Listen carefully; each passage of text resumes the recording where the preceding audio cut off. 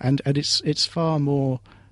To me, it's a much more wonderful way of doing things, just to keep it simple. So, Keith, maybe it would be good if you explained then why you believe that, if you like, having God behind the process, being the one who, if you like, set this evolutionary process or had it in mind in some way, why that to you is a good thing rather than just an addition you had to make because you have a Christian faith. I mean, that's the way I think Robert probably sees it, is that Christians who are theistic evolutionists just take the science and then have to add God in because that's part of their faith belief, and it doesn't in any way, it's not, in no way does evolution necessitate that there's a God happening. It's just that the people who believe in God have to put God in as well because they're kind of obliged to.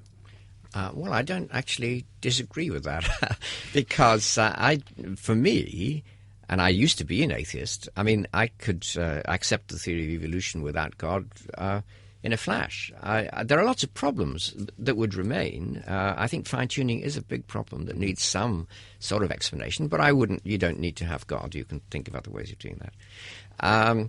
But belief in God does come first. And that's a very important, not scientific, but philosophical point, because what I mean by that is a believer in God thinks the ultimately real thing about the universe is consciousness, is mind, is intelligence.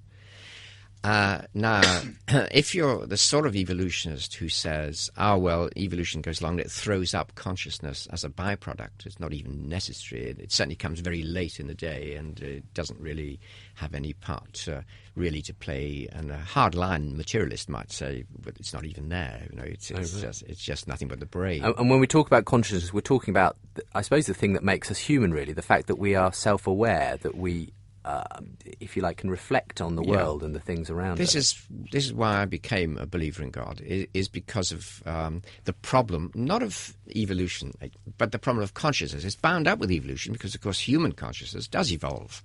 Nobody's denying that.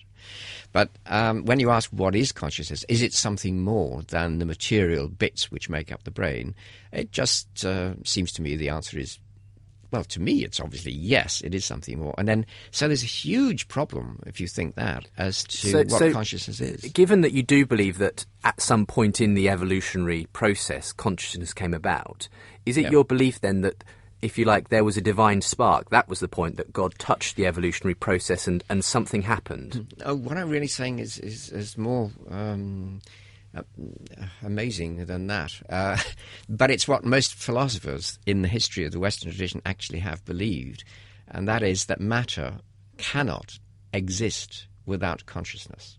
Material things actually only take the form they do when they are contents of some consciousness. Now, that might sound amazing. So consciousness comes first.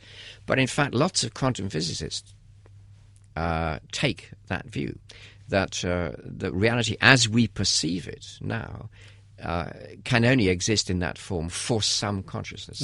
So what I'm saying, what I'm saying is, ultimately, consciousness is the one true reality. So it's not that I'm adding God, you see, onto an evolutionary theory. Is that for me, God is the only real thing there is, and the question about evolution is, how does the material world get generated from God? Now, these are obviously quite deep philosophical points which you're trying to expand in a very short way, but so ultimately, though, you're saying God, if you like, is the ultimate consciousness, and exactly. Before human consciousness perhaps ever came to be, or before anything came to be, there had to be something for materialism to actually exist in, and it had to be the conscious mind of God, if you like. I believe that as a philosophical point of view. I've come to think, and one of my philosophy teachers in Oxford, Freddie Eyre, although he was an atheist, believed the same thing, and most philosophers have believed that. So if you don't believe that, it's a huge change in the way you see the world, and it's not science that brings about